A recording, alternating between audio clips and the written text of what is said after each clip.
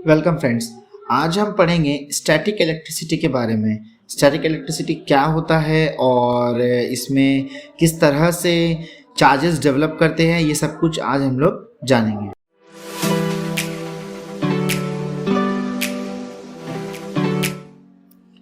Start करते हैं। Static electricity. Static electricity होता क्या है, पहले ये देखते हैं। Static electricity is an imbalance of electrical charges within or on the surface of a material or between materials. Static electricity is named in contrast with current electricity, where the electric charge flows through an electrical conductor or space and transmit energy. So static electricity basically electric charges का imbalance है। अब electric charges क्या होता है, कोई भी material, जितने भी मटेरियल एग्जिस्ट करते हैं वो मटेरियल में दो तरह के चार्जेस होते हैं। एक होता है नेगेटिव, एक होता है positive. Positive for proton, negative for electrons. So electron की वजह से नेगेटिव चार्ज डेवलप होता है एंड प्रोटॉन की वजह से पॉजिटिव चार्ज। इनिशियली जब कोई मटेरियल एग्जिस्ट करता है तो उसमें इलेक्ट्रॉन और प्रोटॉन बराबर होता है, नंबर ऑफ इलेक्ट्रॉन्स और नंबर ऑफ प्रोटॉन बराबर होता है, इसलिए वो एटम इलेक्ट्रिकली न्यूट्रल होता है, मतलब कि उसमें कोई भी चार्ज नहीं है, इसलिए उसमें कोई स्टैटिक इलेक्ट्रिसिटी अभी वर्क नहीं कर रहा है। लेकिन अगर सपोज करें कि अगर किसी मटेरियल में हम इलेक्ट्रॉन्स का क्वांटिटी बढ़ा दे या प्रोटॉन का क्वांटिटी बढ़ा दे या इलेक्ट्रॉन का क्वांटिटी कम कर दे तो प्रोटॉन अपने आप बढ़ जाएगा, है ना। अगर इलेक्ट्रॉन प्रोटॉन बराबर है, उसमें से कुछ इलेक्ट्रॉन निकाल देंगे तो ओवरऑल प्रोटॉन जो रहेगा वो ज़्यादा दिखेगा। तो प्रोटॉन का क्वांटिटी किसी एटम में ज़्यादा हो जाए या इलेक्ट्रॉन का क्वांटिटी किसी एटम में ज़्यादा हो जाए या किसी मटेरियल में ज़्यादा हो जाए, ज़्यादा प्रॉपर्ली अगर फिजिक्स में बात करें तो किसी मटेरियल में इलेक्ट्रॉन का क्वांटिटी ज़्यादा होना या प्रोटॉन की क्वांटिटी ज़्यादा होने की वजह से इलेक्ट्रिक चार्ज डेवलप कर जाता है, ठीक है। और वो इलेक्ट्रिक चार्ज स्टैटिक इलेक्ट्रिसिटी कहलाता है, मतलब वो बॉडी अब चार्ज्ड है। चार्ज होने की वजह से वो एक फ्लो ऑफ एनर्जी की तरह बिहेव करता है, वो हम लोग आगे देखेंगे। नेक्स्ट देखते हैं चार्ज्ड एंड अनचार्ज्ड बॉडी। इस डायग्राम में आप देख सकते हैं, ये जो छोटा सा डायग्राम फाइल है जिसमें कॉम्ब यूज़ किया जा रहा है और पेपर है। ये पहले भी आप कहीं ना कहीं सुने होंगे, देखे होंगे कि अगर कॉम्ब को हम रफ़ हेयर में, मतलब बाल में अगर हम लोग कॉम्ब कर ले रफ़ हेयर और उसके बाद हम स्मॉल पीस ऑफ पेपर के सामने उसको लेके जाए तो वो पेपर ऑटोमेटिक स्टिक हो जाएगा उसमें। तो ये अपने आप कैसे उठ के वो स्टिक हो जा रहा है, ऑटोमेटिकली वो अट्रैक्ट कैसे हो रहा है, कॉम्ब से पेपर अट्रैक्ट कैसे हो रहा है, बिकॉज जब हम कॉम्ब बाल में रब किए, हेयर में रब किए, सो कॉम्ब में एक पर्टिकुलर चार्ज आ गया, ये होता है चार्ज बाय फ्रिक्शन। तो हम लोग जब कॉम्ब रब करेंगे हेयर में तो कॉम्ब में एक पर्टिकुलर काइंड ऑफ चार्ज आ जाएगा। अब जैसे ही ये कॉम्ब पेपर के सामने ले जाएंगे तो पेपर में अपोजिट चार्ज होने की वजह से ये कॉम्ब और पेपर आपस में स्टिक हो जाएगा, या ये बोले कि पेपर उठ के कॉम्ब में चिपकने लगेगा। वही यहाँ पे स्क्रीन पे भी वही लिखा हुआ है। We can observe static electricity if we run a plastic comb through your hair, then place the comb near a small piece of paper, the paper is attracted to the comb. This happens because the charged comb induces an opposite charge in the paper and opposite charge attract the paper stick to the comb. So comb में जो भी charge आया हमारे hair की वजह से, जैसे ही comb को हम पेपर के सामने लेके गए, पेपर में अपोजिट चार्ज इंड्यूस हो गया और उसके बाद अपोजिट चार्ज क्योंकि अट्रैक्ट करता है, पेपर अट्रैक्ट होकर comb में स्टिक होने लगा। तो वो चार्जेस कैसे बिहेव करते हैं ये तो हम लोग आगे देखेंगे ही। बेसिकली एक सिंपल थिंग यहाँ पे हम ये भी जान ले कि जो सेम काइंड ऑफ चार्ज होता है, लाइक पॉजिटिव चार्ज, दो मटेरियल में अगर पॉजिटिव चार्जेस है तो वो दोनों आपस में रिपेल करेंगे, एक दूसरे को अपोजिट डायरेक्शन पे पुश करेंगे। लेकिन अगर अपोजिट चार्जेस है, लाइक एक मटेरियल में पॉजिटिव है दूसरे मटेरियल में नेगेटिव है, सो अपोजिट चार्ज एक दूसरे को अट्रैक्ट करेंगे। ये स्टैटिक इलेक्ट्रिसिटी का लॉ है। ओके, नेक्स्ट देखते हैं। Okay, so charged and uncharged body में modern electronic theory of electricity देखते हैं। इसमें क्या है, according to this theory every matter is composed of atoms which contains electrons, protons and neutrons. तो जितने भी एटम्स हैं या ये बोले कि जितने भी मैटर है सब में एटम्स होते हैं, सब एटम से बने होते हैं, ठीक है। कुछ इस तरह का उसका स्ट्रक्चर होता है। यहाँ पे स्ट्रक्चर ऑलरेडी मैं दिखा रहा हूँ आपको। तो कुछ इस तरह का उसका स्ट्रक्चर होता है। उसके अंदर ये जो ग्रीन और ब्लू बॉल्स है, ग्रीन एंड ब्लू, ये प्रोटॉन और न्यूट्रॉन बता रहे हैं। ओवरऑल 3 चीज होता है एक एटम में, electrons, protons and neutrons. Electrons, protons and neutrons, तो 3 थिंग्स एग्जिस्ट करता है एक एटम में, जिसको हम लोग सब एटॉमिक पार्टिकल भी बोलते हैं।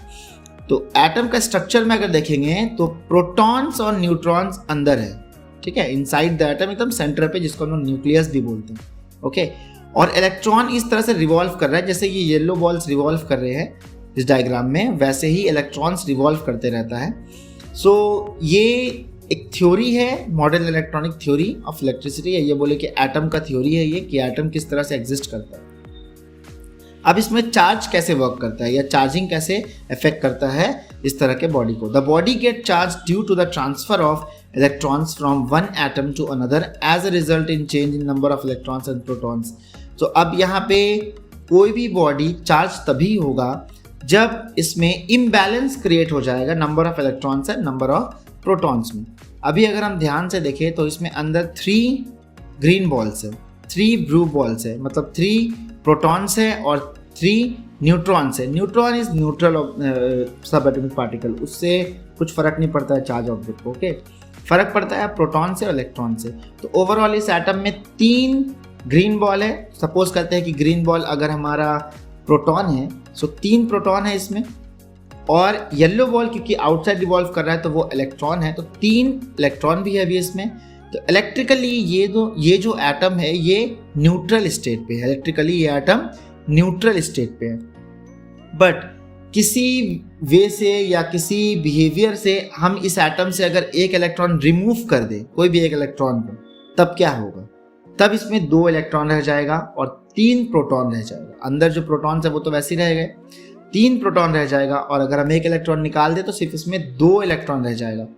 ओवरऑल देखेंगे प्रोटॉन पॉजिटिव है, इसलिए पॉजिटिवली 3 चार्ज दिखेगा, और नेगेटिवली हमारे पास इलेक्ट्रॉन 2 बच जाएगा तो 2 दिखेगा। 3 - 2 1। इट मीन्स कि प्रोटॉन एक ज्यादा है, मतलब ये ऑब्जेक्ट अब पॉजिटिवली चार्ज हो गया। प्रोटॉन एक एक्स्ट्रा दिख रहा है, इलेक्ट्रॉन 2 है, प्रोटॉन 3 है। अगर हम एक इलेक्ट्रॉन इस एटम से निकाल देते हैं तब तो ये पॉजिटिवली चार्ज हो जाएगा। इन रिवर्स अगर हम एक इलेक्ट्रॉन इसमें ऐड कर दें, ये जो सर्कल में जिस तरह घूम रहा है, तो कहीं से एक इलेक्ट्रॉन लाके अगर हम इस ऑब्जेक्ट में या फिर इस एटम में ऐड कर दे तो इसमें नंबर ऑफ इलेक्ट्रॉन्स बढ़ जाएंगे, तब ये नेगेटिवली चार्ज हो जाएगा, क्योंकि इसमें फिर से इम्बैलेंस क्रिएट हुआ जिसमें नंबर ऑफ इलेक्ट्रॉन्स इंक्रीज कर गया। तो यहाँ पे वही चीज लिखा है, thus making is either negatively charged by gaining electron or positively charged by giving electron. Okay, therefore charged objects are objects having an imbalance of charge, either more negative electrons than positive electrons or vice versa. जो मैंने आपको बताया उसी तरीके से electrons add होना या remove होने के वजह से ही इसमें एक चार्ज मतलब एक एटम चार्ज डेवलप कर लेता है। ओके, नेगेटिवली पॉजिटिवली डिपेंड करता है। एटम रिमूव हुआ तो पॉजिटिवली चार्ज डेवलप हो जाएगा, एटम में इलेक्ट्रॉन रिमूव हुआ तो पॉजिटिवली चार्ज डेवलप हो जाएगा, और इलेक्ट्रॉन का एडिशन हुआ तो नेगेटिवली चार्ज डेवलप हो जाएगा। ओके, नेक्स्ट देखते हैं अब law of conservation of charges. Conservation of charge states that the total amount of electric charge in a system does not change with time. मतलब कि सिस्टम में कोई एक पर्टिकुलर सिस्टम है जहाँ पे 2-3 ऑब्जेक्ट्स है या 2 ही ऑब्जेक्ट पकड़ते हैं, या फिर ये बोले कि एक सिंगल ही ऑब्जेक्ट अभी है, यहाँ पे एक सिंगल ऑब्जेक्ट दिखाया है, तो ओवरऑल ये सिंगल ऑब्जेक्ट अभी अलग है, किसी से स्टिक नहीं किया हुआ है, ये सिंगल एकदम सेपरेटली ऑब्जेक्ट ए, तो ऑब्जेक्ट एकदम अलग है। तो इसमें जो नंबर ऑफ चार्ज पार्टिकल्स है लाइक प्रोटॉन्स एंड इलेक्ट्रॉन, ये बराबर हो, ठीक है। तो total amount of electrical charge हमेशा एक सिस्टम में बराबर होता है। ये कैसे बोल सकते हैं, फिर चार्ज कैसे काम करेगा देखते हैं। यहाँ पे लिखा है एट अ सब atomic level charge particles can be created but always in pairs with equal positive and negative charges so that the total amount of charge always remains constant. तो अगर हम किसी ऑब्जेक्ट को चार्ज करते हैं तो हमेशा वो पेयर में क्रिएशन होता है, एक पॉजिटिव और एक negative, equal number of positive equal number of negative charge develop होता है। तो कैसे होता है वो देखते हैं। यहाँ पे एक ऑब्जेक्ट है और यहाँ पे ऑब्जेक्ट बी है, दोनों में ही इलेक्ट्रॉन्स एंड प्रोटॉन्स है, दोनों में अपना अपना इलेक्ट्रॉन्स और प्रोटॉन्स बराबर मात्रा में मतलब इक्वल में है, ठीक है ना। हो जब इन दोनों ऑब्जेक्ट को हम एक दूसरे के नज़दीक लाए और दोनों को एक दूसरे से स्टिक कर दिए, सटा दिए, तब क्या हुआ, इसमें से जो इलेक्ट्रॉन्स है वो इधर ट्रांसफर हो गए।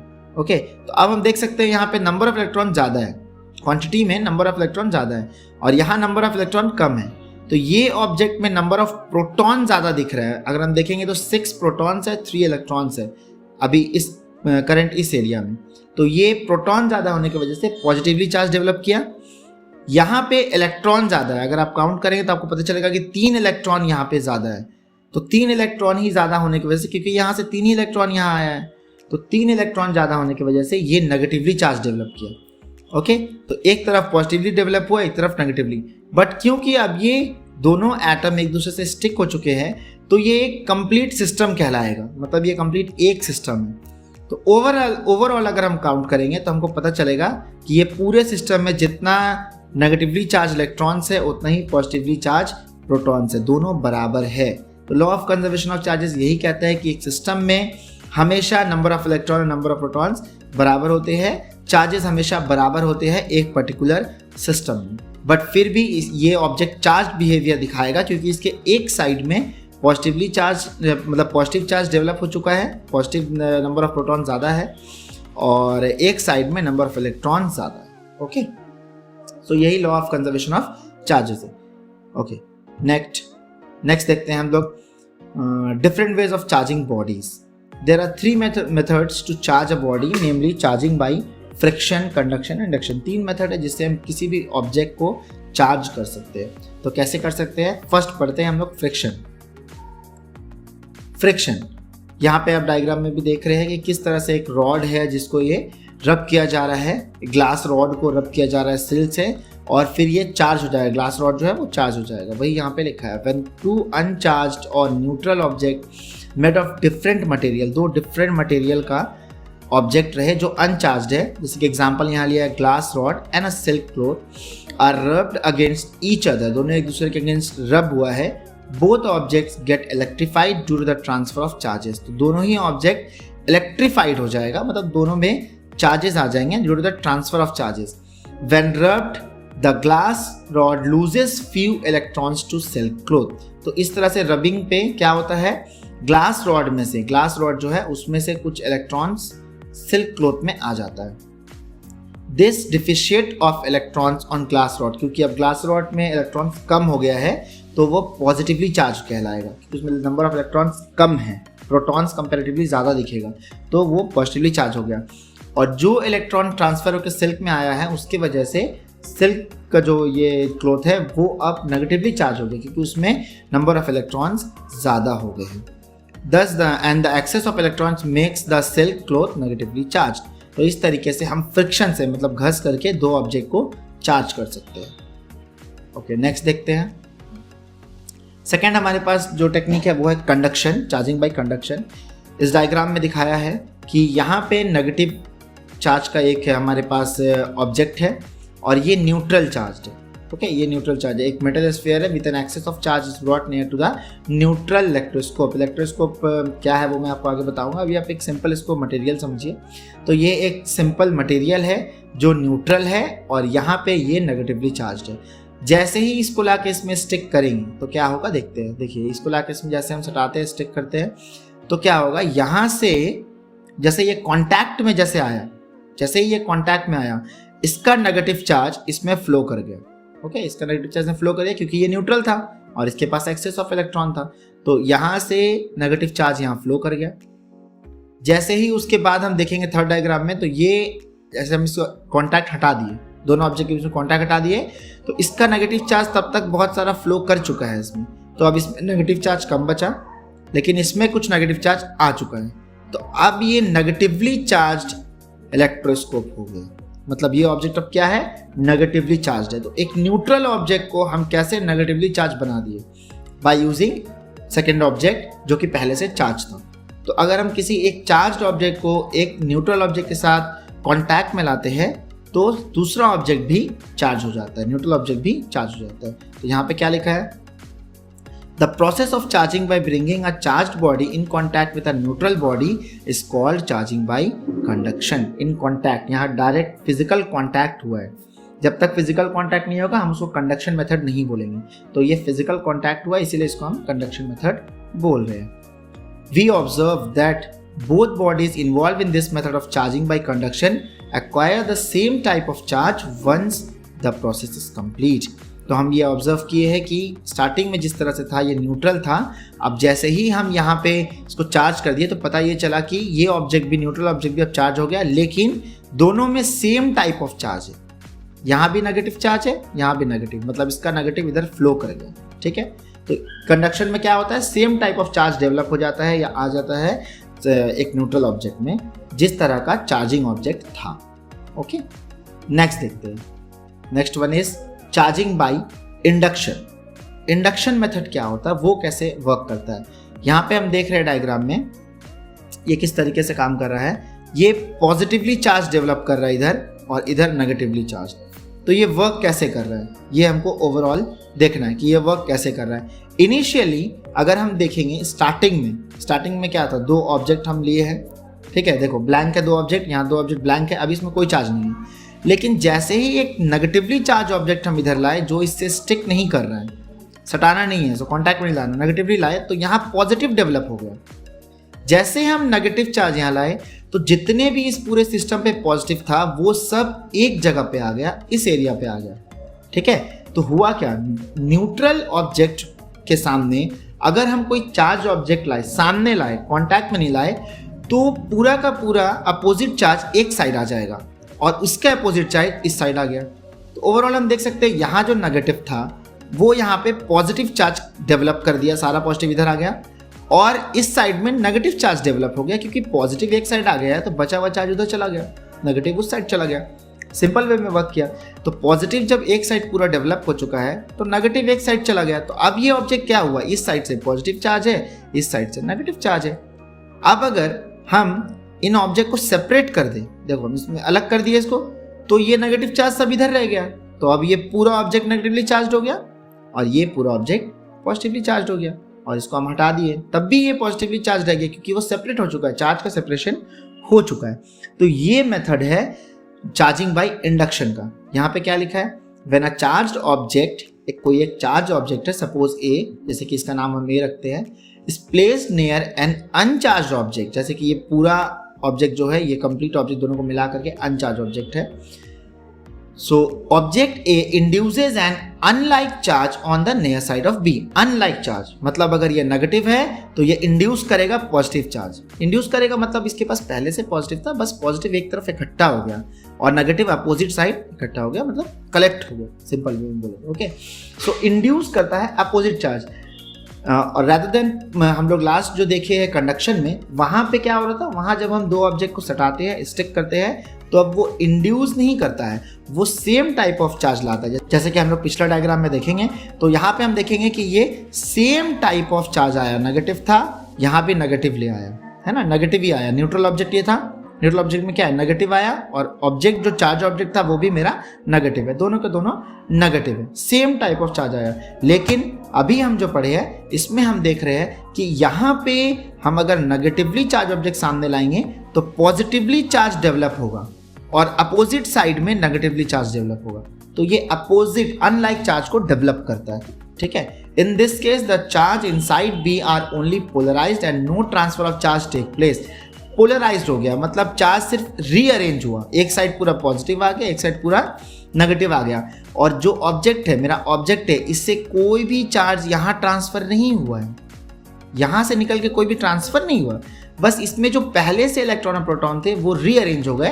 प्रोटॉन्स जितने हैं यानी पॉजिटिवली चार्ज जितने हैं वो एक साइड आ गए, और इलेक्ट्रॉन जितने हैं नेगेटिवली चार्ज जितने हैं वो एक साइड आ गए। तो ये रीअरेंज हुआ है, कोई ट्रांसफर ऑफ चार्जेस नहीं हुआ है। In this method, we observe that the induced charge is always equal to the inducing charge for a conductor.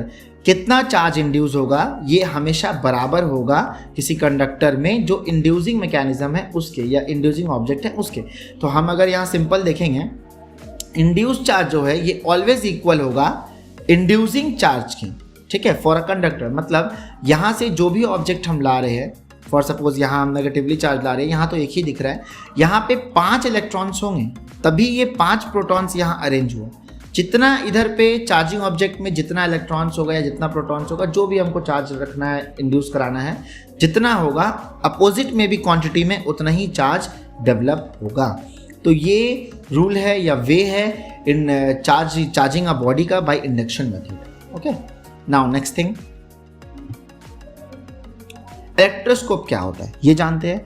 Electroscope is an early scientific instrument, एक पुराना साइंटिफिक इंस्ट्रूमेंट है जो बनाया गया था, used to detect the presence of electric charge in a body. किसी body में charge है या नहीं है ये पता करने के लिए इलेक्ट्रोस्कोप यूज होता है। तो ऐसा डिवाइस है जो बताता है कि किसी बॉडी में चार्ज है या नहीं, या कोई बॉडी चार्ज है या नहीं है। It detects charge by the movement of test object due to the Coulomb electrostatic force on it. मतलब ये चार्ज कैसे डिटेक्ट करता है, मूवमेंट ऑफ टेस्ट ऑब्जेक्ट। कोई एक ऑब्जेक्ट लाएंगे जिसको हमको चेक करना है कि वो चार्ज है या नहीं, और उसको इस मेटालिक प्लेट में हम लोग सटा देंगे या ये बोले कि कनेक्ट कर देंगे, तो पता चल जाएगा कि वो ऑब्जेक्ट चार्ज है या नहीं। कैसे पता चलेगा ये हम लोग अभी देख सकते हैं यहाँ पे नेक्स्ट डायग्राम में। देखिए यहाँ पे क्या है, charging and electroscope by conductor. तो पता कैसे चल रहा है, इलेक्ट्रोस्कोप का यहाँ शॉर्ट मेथड की है, जैसे कि हम इसमें हम लोग देख सकते हैं ये डायग्राम में, यहाँ पे लीफ दिया हुआ है, ये गोल्ड लीफ इलेक्ट्रोस्कोप है। तो इसमें जनरली होता क्या है, अगर हम देखेंगे यहाँ एक मेटल है, मेटल स्फीयर है, ठीक है।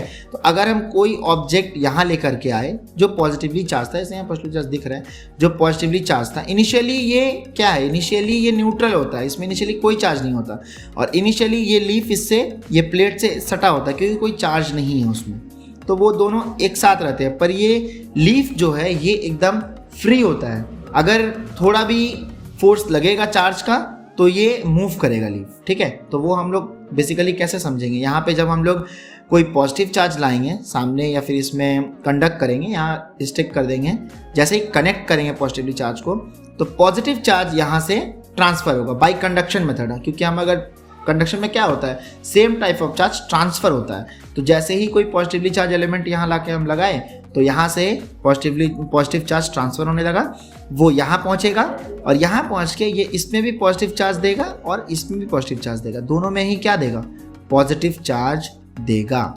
जैसे ही ये पॉजिटिव चार्ज दोनों में देगा तो अब क्या होगा, सेम चार्जेस रिपेल, हम लोग पहले पढ़े थे, सेम चार्जेस हमेशा रिपेल करता है, अपोजिट चार्जेस एक दूसरे को अट्रैक्ट करता है। तो यहाँ पे ये भी पॉजिटिव चार्ज है और क्योंकि ये मूवेबल है, अलाउड टू मूव है, तो ये भी पॉजिटिव चार्ज है। तो अब क्या होगा, ये दोनों आपस में एक दूसरे को रिपेल करेंगे, क्योंकि ये वाला पार्ट जो है ये फिक्स्ड है, ये मूवेबल है।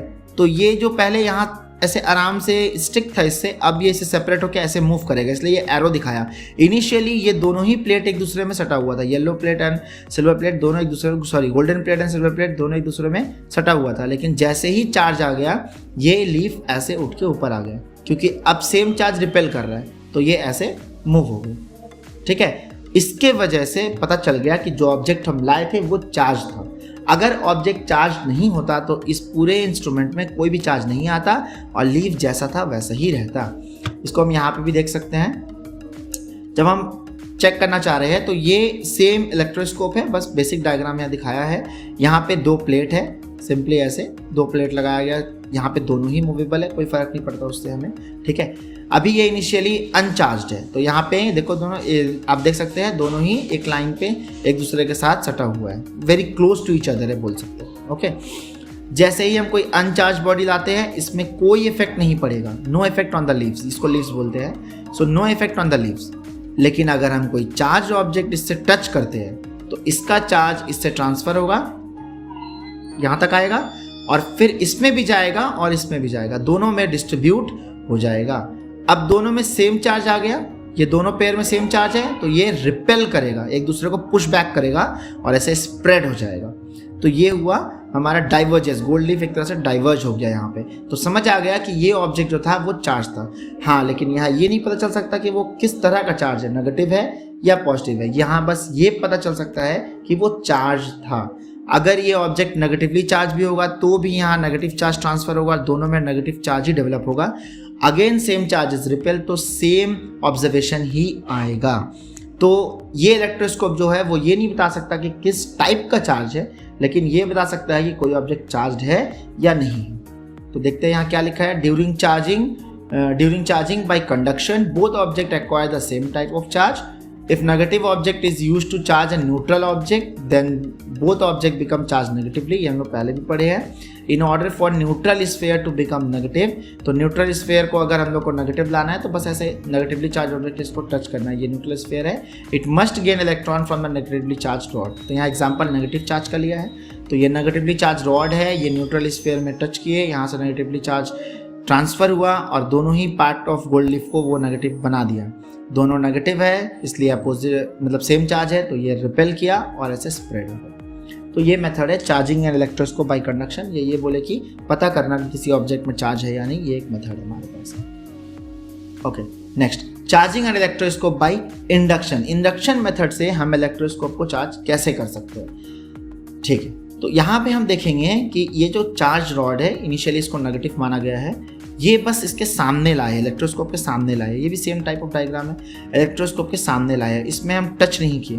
तो अब क्या होगा, यहाँ सारा नेगेटिव इलेक्ट्रॉन्स है, ये क्या करेगा चार्जिंग बाय इंडक्शन। हम लोग इंडक्शन में पढ़े थे कि अगर हम सामने लाते हैं उसे क्लोज टू भी लाएंगे तो भी इलेक्ट्रॉन्स जो है वो अपना अपोजिट चार्ज सेकेंड एलिमेंट में या सेकेंड मटेरियल में डेवलप कर देता है। हम लोग ये इंडक्शन में पढ़े थे। तो यहाँ पे पॉजिटिव चार्ज डेवलप हो जाएगा, मतलब ट्रांसफर नहीं हुआ। ये जो पूरा मटेरियल है इनिशियली ये न्यूट्रल था, बट अब क्योंकि यहाँ नेगेटिवली चार्ज ऑब्जेक्ट लाए हैं तो इस मटेरियल में जो भी पॉजिटिव एलिमेंट्स है या पॉजिटिव कंपोनेंट्स है वो सब एक तरफ आ गया और सारा नेगेटिव कंपोनेंट्स एक तरफ आ गया। सारा नेगेटिव कंपोनेंट एक तरफ आ गया। तो अब क्या होगा, यहाँ पॉजिटिव चार्ज डेवलप हो गया और अपोजिट साइड में नेगेटिव चार्ज डेवलप हो गया। ठीक है, अब क्या हुआ, अगेन लीव स्प्लिट हुआ, क्योंकि यहाँ पे हम देखेंगे इसमें भी नेगेटिव आ गया, इसमें भी नेगेटिव, दोनों सेम टाइप ऑफ चार्ज है, तो लीव स्प्रेड ही होगा, रिपेल ही होगा। ठीक है, तो यहाँ पे क्या लिखा है, a rod is used charged with electric of opposite sign to that required on the electroscope. तो इलेक्ट्रोस्कोप में जो चार्ज चाहिए हमको उसका अपोजिट साइन के साथ हम इसको यूज़ करेंगे। मतलब अगर नेगेटिव यहाँ लिए तो यहाँ हमको पॉजिटिव चाहिए। ओवरऑल लास्ट में इलेक्ट्रोस्कोप के जो एंड पार्ट है लीफ में, वहाँ नेगेटिव ही डेवलप हो जाएगा।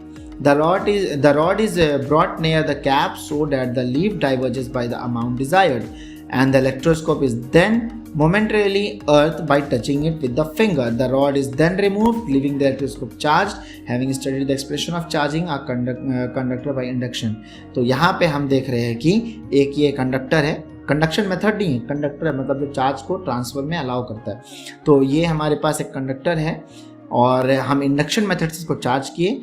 बाद में हम क्या करेंगे, पहले यहाँ से इसको अर्थिंग कर देंगे bye touching a finger also. हम लोग इसको अर्थ कर सकते हैं, बस हम ज़मीन पर खड़े होने चाहिए तो वो कनेक्टिविटी बन जाएगा।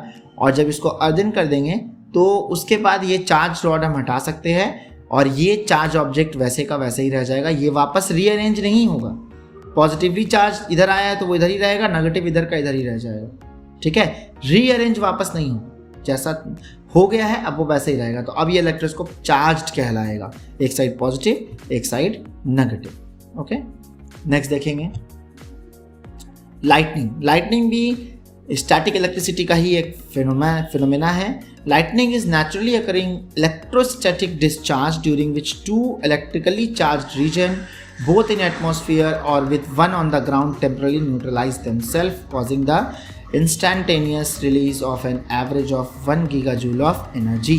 तो होता क्या है, होता ये है कि क्लाउड जब ऊपर ट्रैवल करते हैं, ठीक है, क्लाउड जब मूव करते हैं तो वो अपने लोअर रीजन में कोई चार्ज डेवलप कर लेते हैं। सपोज करते हैं नेगेटिव, मतलब उसके लोअर रीजन में बहुत सारा नेगेटिव चार्ज एलिमेंट डेवलप हो गया।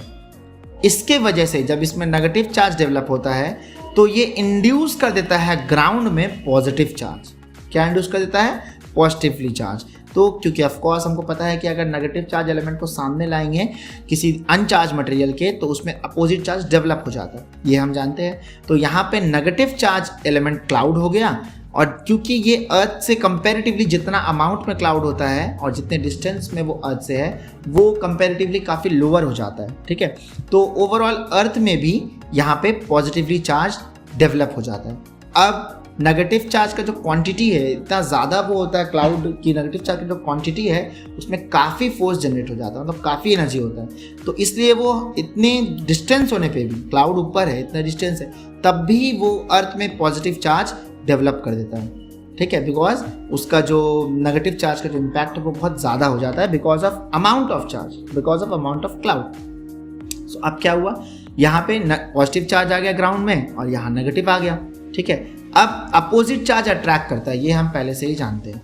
तो ये फिजिकली एक दूसरे को अट्रैक्ट करेंगे और जैसे ही नेगेटिव चार्ज ट्रांसफ़र होगा ग्राउंड में, ट्रांसफ़र होना स्टार्ट हो जाएगा, ये बोले कि ये एक दोनों को अट्रैक्ट किया और नेगेटिव जैसे ही चार्ज ट्रांसफ़र होने का कोई भी उसको चांस मिला या इतना एनर्जी उसमें आ गया कि वो फ्लो कर सके, नेगेटिवली चार्ज इलेक्ट्रॉन फ्लो कर सके यहाँ तक, तो वो फ्लो कर जाता है ग्राउंड में और नेगेटिव पॉजिटिव डायरेक्ट एक दूसरे से टकराता है और चार्ज का फ्लो बहुत फास्ट होता है। तो ये जो फ्लो होना चालू हो जाता है ये क्रिएट करता है लाइटनिंग। ठीक है, लाइटनिंग क्रिएट हो जाता है और इसमें बहुत ज़्यादा एनर्जी जनरेट होता है, releasing of an average of 1 gigajoule of energy, बहुत ज़्यादा एनर्जी जनरेट होता है। तो ये रीज़न है लाइटनिंग का। ठीक है, discharge during the two electrical charge region, तो यहाँ पे डिस्चार्ज हो रहा है, इलेक्ट्रॉन्स क्या है, डिस्चार्ज हो रहा है। इसको और अच्छे से समझते हैं लाइटनिंग कंडक्टर के हेल्प से। ठीक है, तो home without lightning conductor, home with lightning conductor. तो सपोज करते हैं यहाँ पे एक क्लाउड है, दो diagram same type of diagram है, इसमें इस होम में एक लाइटनिंग कंडक्टर लगा है, इसमें लाइटनिंग कंडक्टर नहीं लगा है। लाइटनिंग कंडक्टर होता क्या है वो भी हम समझेंगे। एक मटेरियल होता है जो हम लोग मतलब बिल्डिंग्स के या हाउस के ऊपर लगाते हैं ताकि अगर कभी मतलब लाइटनिंग का फ्लो हो आसमान से तो ये जो ऑब्जेक्ट हम लगाए हैं इसके वजह से मेरा होम या मेरा एरिया सेफ रहे। कैसे होता है ये देखते हैं। क्लाउड जब मूवमेंट के दौरान यहाँ पे ऊपर में पॉजिटिवली चार्ज डेवलप कर लिया और नीचे नेगेटिव चार्ज डेवलप कर लिया, ये हम लोग अभी एक एग्जांपल ले रहे हैं। ठीक है, तो यहाँ पे नेगेटिव चार्ज डेवलप हो गया। अब क्योंकि यहाँ नेगेटिव डेवलप हो गया तो ये अपोजिट में पॉजिटिव डेवलप करेगा, इस एरिया में पॉजिटिवली चार्ज डेवलप करेगा और फिर ये फ्लो करने लगेगा इस साइड। तो अगर यहाँ पे कुछ नहीं, कोई नॉर्मल हाउस है, कोई मटेरियल नहीं है, तो इलेक्ट्रॉन्स यहाँ से फ्लो किया और जैसे ही पॉजिटिव से वो सटा स्टिक हुआ तो बहुत ज़्यादा एनर्जी जनरेट हुआ और वो एनर्जी इस एरिया को जला देगा। मतलब फायर लग सकता है, आग लग सकता है उसमें, या पूरा एरिया में गड्ढा, बड़ा सा क्रिएटर क्रिएट हो सकता है, बहुत गड्ढा हो सकता है, बहुत कुछ, और घर पे ही गिर गया तो वो तो डैमेज ही हो जाएगा। तो ये बहुत ज़्यादा एनर्जी जनरेट हो गया because of flow of electrons. ठीक है, लेकिन इसमें देखेंगे हम, इलेक्ट्रॉन जब फ्लो कर रहा था तो ये अपोजिट चार्ज डेवलप किया अपने एरिया में, लेकिन यहाँ पे एक कंडक्टर लगा हुआ है। ठीक है, लाइटनिंग कंडक्टर। तो जैसे ही ये अपोजिट चार्ज डेवलप किया और फ्लो होना स्टार्ट हुआ तो नेगेटिव चार्ज एलिमेंट इस पॉजिटिव चार्ज एलिमेंट से स्टिक हुआ और एनर्जी फिर से वैसे ही जनरेट हुआ जैसे पहले हुआ था। लेकिन इसका जो फ्लो ऑफ इलेक्ट्रॉन्स है ये पूरा अर्दन है, मतलब ये जो रॉड है इसका वायर एक्चुअल में अर्थ से कनेक्ट होता है, तो ये पूरा अर्दन है। तो पूरा का पूरा पॉजिटिव चार्ज पूरा का पूरा नेगेटिव चार्ज यहाँ का ट्रांसफ़र हो गया इसमें और ईजिली वो अर्थ तक पहुँच गया। इसके वजह से जो एनर्जी लेवल है वो डिस्टर्ब नहीं हुआ और एनर्जी का जो इफेक्ट था, बहुत ज़्यादा हीट क्रिएट करने का इफेक्ट, वो नहीं हुआ और इस हाउस को कुछ भी नहीं हुआ। मतलब इलेक्ट्रॉन्स यहाँ से ईजिली ट्रांसफ़र हो गए। लेकिन इस केस में इलेक्ट्रॉन्स नीचे आकर के पॉजिटिव के साथ टकरा गया, जिसकी वजह से वहाँ पे अट्रैक्शन होता है ना नेगेटिव और पॉजिटिव का, तो नेगेटिव चार्ज यहाँ आकर के टकरा गया और बहुत ज़्यादा एनर्जी डेवलप होने की वजह से ये एरिया डैमेज हो गया। पर इसमें नहीं हुआ बिकॉज यहाँ पे कंडक्टर लगा। कंडक्टर को और बेहतर तरीके से समझते हैं। यहाँ पे हमारे पास एक कंडक्टर है, ठीक है, lightning conductor. Lightning conductor initially neutral है। ठीक है, जैसे ही क्लाउड में पॉजिटिवली चार्ज हमारा डेवलप होगा तो नीचे यहाँ पे नेगेटिव चार्ज डेवलप हो जाएगा। जब नेगेटिव चार्ज डेवलप होगा तो ये अपोजिट चार्ज इस एरिया में डेवलप करेगा, पॉजिटिवली चार्ज। तो ये जो हमारा कंडक्टर था अब ये पॉजिटिव चार्ज डेवलप कर चुका है। ओके, अब इलेक्ट्रॉन्स का फ्लो यहाँ से होगा तो घर तक पहुँचने से पहले ही इलेक्ट्रॉन इससे टच होगा और क्योंकि अपोजिट चार्ज अट्रैक्ट करता है तो सारा इलेक्ट्रॉन यहाँ अट्रैक्ट हो जाएगा इस पे, क्योंकि ये पॉजिटिवली चार्ज हो चुका है बाय इंडक्शन मेथड।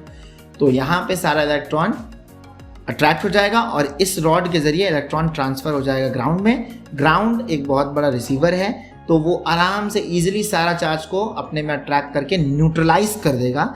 मतलब पॉजिटिव नेगेटिव का क्वांटिटी बराबर हो जाएगा क्योंकि ग्राउंड में ऑलरेडी बहुत चार्जेस हैं, तो वो पूरे चार्ज को न्यूट्रलाइज कर देगा जो ऊपर से ट्रांसफर होके आया है, और पूरे एरिया पे कोई भी इफेक्ट नहीं पड़ेगा।